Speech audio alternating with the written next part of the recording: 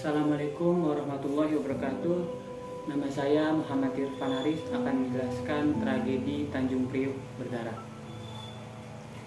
Rezim Orde Baru yang dipimpin oleh Pak Soeharto meninggalkan bekas luka hingga kini, terutama bagi umat Islam pada akhir 60-an menjelang 70-an. Misalnya rezim mulai menekan umat Islam di panggung pemilu. Maka selepas pemilu 1971, rezim Orde Baru memulai menampakkan wajah aslinya, termasuk pada umat Islam di Indonesia. Berbagai protes-protes umat Islam atas kebijakan Orde Baru yang dipimpin oleh Pak Soeharto, atas ketetapannya sebagai Pancasila sebagai asas tunggal, misalnya, semakin menghebat di masyarakat dan ormas-ormas Islam pada masa itu. Namun tidak ada yang menyangka Presiden Soeharto dan pemerintahan pada masa itu akan melakukan suatu tindakan yang luar dari nalar manusia terhadap umat Islam dan akan mengorbankan banyak nyawa yang melayang. Tindakan itu salah satunya dikenal tragedi berdarah Tanjung Priok.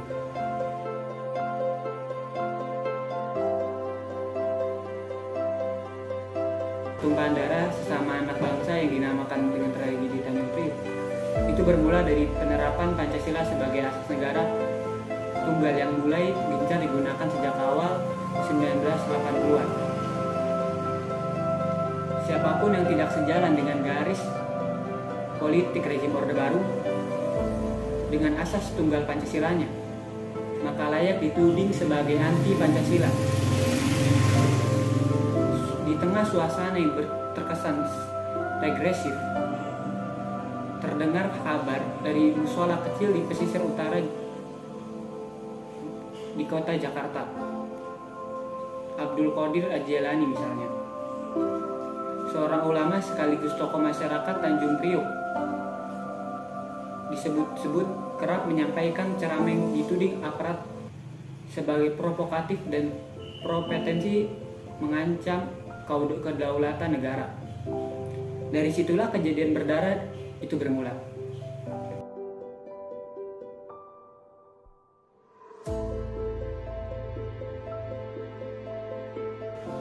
Dari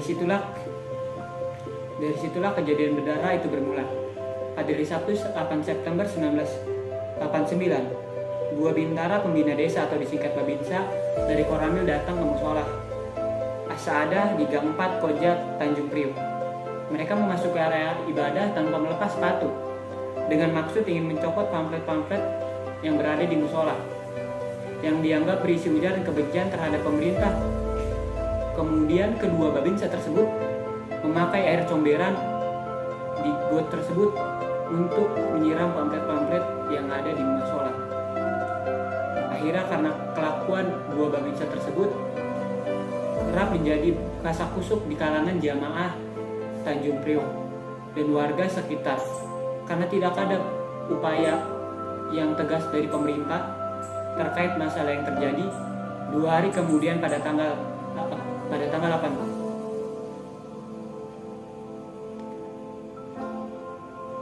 hari kemudian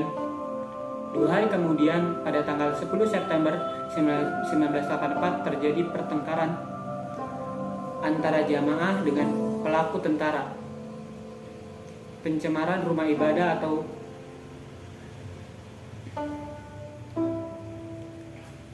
dua hari kemudian pada tanggal 10 September 1987 terjadi pertengkaran antara jamaah dengan pelaku tentara atas pencemaran rumah ibadah. Adu mulut pun berhenti ketika dua babinsa itu dibawa ke kantor musola. Kabar pun terlanjur terdengar kepada masyarakat sekitar. Akhirnya karena kabar yang begitu cepat, masyarakat dari sekitar musola As-Saadah datang ke kantor tersebut. Beberapa detik kemudian jamaah yang datang begitu banyak. Karena datangnya, lalu para masyarakat dan warga sekitar datang ke musola. Kondisi di luar sangat ramai.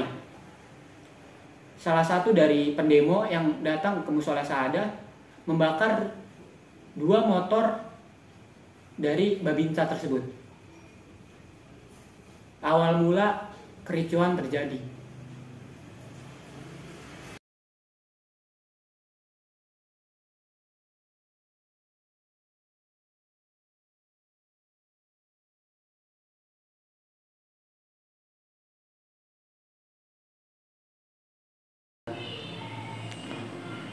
Akhirnya aparat datang dan mengamankan kerusuhan yang terjadi.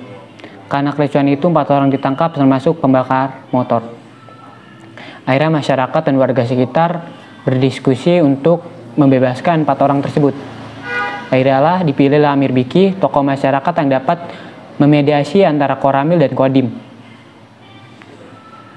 Akhirnya Amir Biki ini datang ke Koramil untuk menanyakan terkait pembebasan 4 orang tersebut.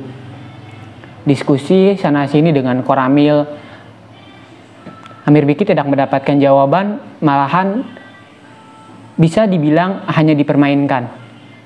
Maka Amir Biki malam harinya mengadakan perkumpulan terkait pembebasan 4 orang tersebut. Dari beberapa tokoh yang ada, ini membicarakan bagaimana membebaskan 4 orang tersebut.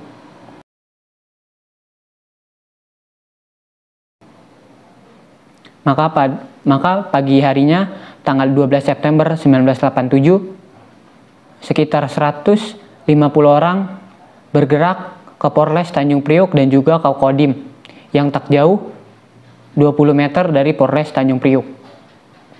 Akhirnya masyarakat berdemo di depan Polres dan Kodim yang dibagi 2. Sudah lama berdemo dan meminta keadilan terhadap 4 orang tersebut, tapi para pemerintah dan aparat yang ada di Polres tidak menanggapi tuntutan mereka. Akhirnya beberapa orang mulai maju mendekati pagar Polres Tanjung Priok. Akhirnya warga sekitar, jamaah dan para Polres dan TNI mulai saling berdesakan. Dan setelah beberapa menit berdesakan, kericuan terjadi. Polisi kemudian polisi menembak membabi buta para jamaah dan warga sekitar yang berdemo. Akhirnya beberapa menit kemudian, karena kericuan yang begitu dahsyat di depan Polres, para tentara dan para polisi menembak membabi buta para jamaah yang berada di depan Polres. Ada para masyarakat yang berada di depan Polres berlarian di bawah hujan peluru, terus ditembaki sampai berjatuhan. Lalu para masyarakat yang bertiarap dilindas dengan mobil oleh polisi. Hal sama yang terjadi di Kodim. 3 orang perwakilan disuruh maju untuk berdiskusi, tapi bukannya malah berdiskusi, mereka ditembak di depan para jamaah yang hadir di Kodim. Dan para jamaah yang hadir diberondong peluru oleh para TNI, termasuk Amir Biki yang tewas pada saat itu.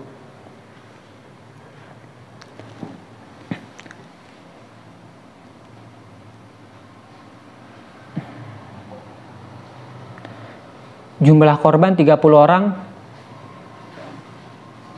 Jumlah korban 30 orang menurut pemerintah. Tapi berbeda hal dengan solidaritas untuk peristiwa Tanjung Priok atau disingkat Sontak dan kesaksian Jailani. Menurut Sontak 4.000 orang tewas, belum termasuk hilang dan yang terluka. Dan sampai saat ini, tragedi Tanjung Priok belum terselesaikan. Belum ada keadilan HAM untuk masyarakat Tanjung Priok. Mungkin itu saja saya sampaikan. Assalamualaikum warahmatullahi wabarakatuh.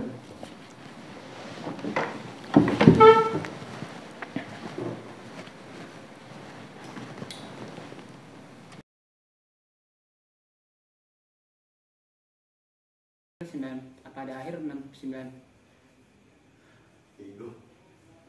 Tragedi Trisakti. Kan kok tuh Trisakti sih?